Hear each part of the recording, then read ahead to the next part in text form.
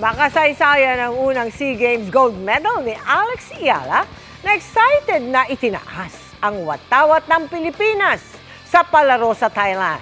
Historic din ang gold medal mula sa Philippine Women's National Football Team.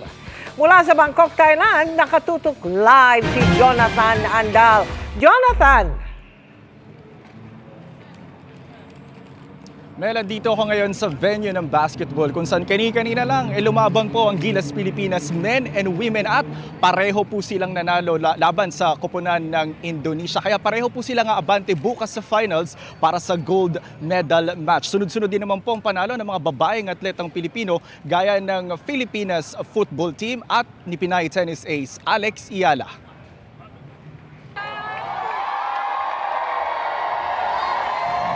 Napatakbo sa court sa tuwa si Alex Iala, bit-bit ang watawat ng Pilipinas nang makuha niya ang kanyang first ever gold medal sa Southeast Asian Games. Pati teammates ni Iala nakisali rin sa celebration.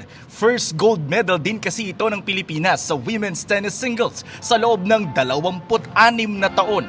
Emosyonal si Iala nang patugtugin ang lupang hinirang.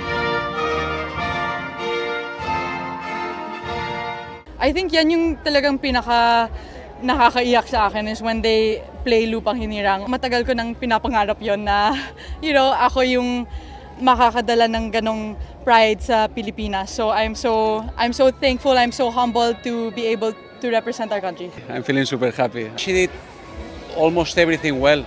She did the plan perfect and she was very brave. Mahigpit din ang yakap ni Iala sa mga magulang nang ialay sa kanila ang kanyang gintong medalya. Sulit ang dagsa ng mga sumuportang Pinoy na hindi nagpatalo sa lakas ng sigaw ng supporters ng Thailand.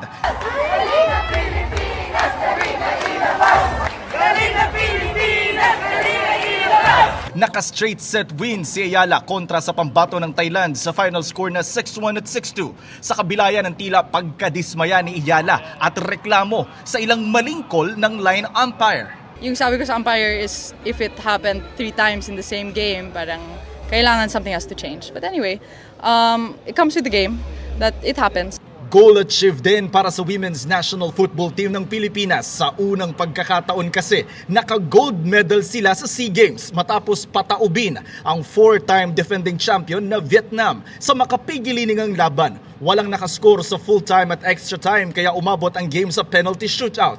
Dikit ang laban hanggang tapusin ito ng save ng goalkeeper na si Olivia McDaniel. Ang final score, 6-5. I'm so proud of this team and I'm so proud to be Filipino and play for this country, and people are always downing us and talking about us and saying we don't belong here, but we belong in these conversations. We belong, at the top. Tinalo naman ng Gilas Pilipinas women's team ang Team Indonesia sa semifinals game kanina.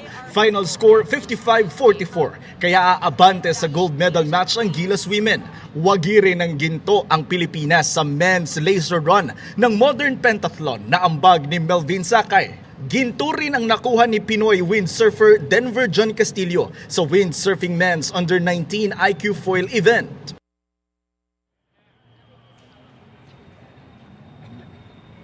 Mel, last 2 days na lang ng SEA Games dito sa Thailand at sa 10 bansang kasali rito. Sa ngayon po, pang-anim ang ranking ng Pilipinas na may 4 na pong gold medal. Ang pinakahuli po na dagdag ay ang ginto mula sa men's softball team na kanina lang ay tinalo po ang defending champion na Singapore.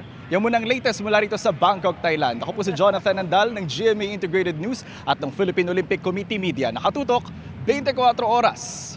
Mabuhay kayong lahat ng mga Pilipinong atleta na nakikipagtunggali ngayon dyan sa SEA Games sa Bangkok, Thailand. Maraming salamat sa iyo, Jonathan Andal.